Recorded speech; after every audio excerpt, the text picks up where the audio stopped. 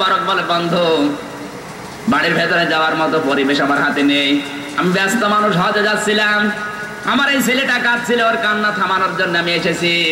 আপনাদের বাড়িতে কি গোশত রান্না হয়েছে? বলে হ্যাঁ। আমার এই ছেলেটা এসেছিল? বলে হ্যাঁ। চাইছিল, দাও নাই কেন?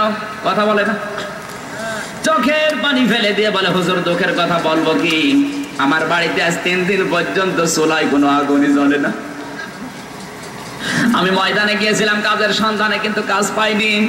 প্রতিমধ্যে আসার সময় দেখি একটা মরা গরু পড়ে আছে, আশপাশে মানুষ দেখতে না পেয়ে চামড়া ছিলে কিছু গোশত নিয়ে এসেছি। পরিবারস্থ লোকদের জীবন বাঁচানোর তাগিদে এই মাংসের গোশতগুলো রান্না করে খাচ্ছিলাম। এমন সময় আপনার এই ছেলেটা এসে হাজির। হুজুর আপনি তো ধনী মানুষ, সাহেবে মাল, যাকাত ফিতরা আপনারা খান না, আপনার এই ছেলেটা তো আমি চিনি, যাকাত ফিতরার মালই আপনারা নেন না, এই মরা গরুর মাংস খাবেন? মরা গরুর মাংস যদি আপনার ছেলেকে না দিয়ে ফোন করে থাকি, মেহেরবানি করে আমারে মাফ করে দেন। হযরত মোবারক কেঁদে ফেললেন, এক দৌড়ে বাড়িতে গেলেন, হজে যাওয়ার জন্য যে টাকাগুলো বসিয়েছেন সব নিয়ে আসলেন।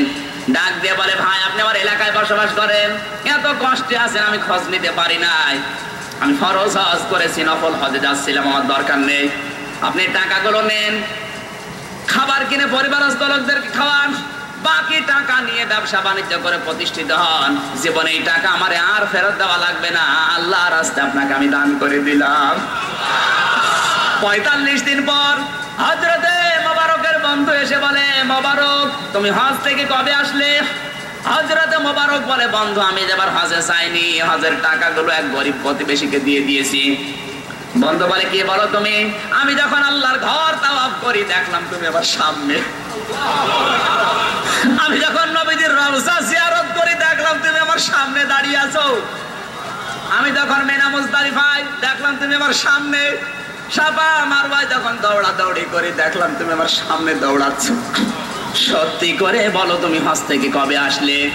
হযরতে মোবারক বলে, বন্ধু সত্য বলছি, আমার হজের টাকা এবার আমার এক গরিব প্রতিবেশীকে দান করে দিয়েছি। ওই রাতে তাকে স্বপ্ন দেখানো হচ্ছে, মোবারক তুমি হজে আসো নাই, তাতে কি হয়েছে?